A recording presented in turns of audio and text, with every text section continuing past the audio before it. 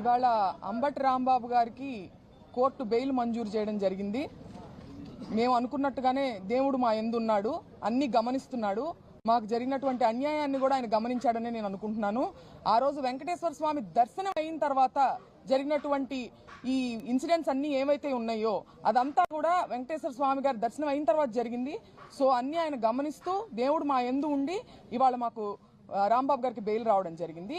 అట్లాగే వాళ్ళ ఎవరైతే ప్రవోక్ చేశారో గ్రంథాలయం చైర్మన్ గారు వందన గారు కానీ ఇతరులు కానీ ప్రవోక్ చేసిన వారి పట్ల మటుకు ఏ కేసులు లేవు. అవే తప్పులు చేసినటువంటి అవే మాటలు మాట్లాడినటువంటి వారి మీద మటుకు ఏ కేసులు లేవు.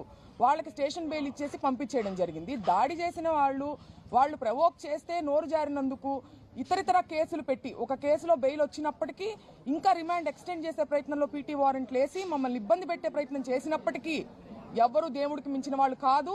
న్యాయ వ్యవస్థ మీద మాకు నమ్మకం ఉంది. ఇవాళ ఆయనకి బెయిల్ వచ్చినందుకు మేమందరం చాలా ఆనందంగా ఉన్నాం.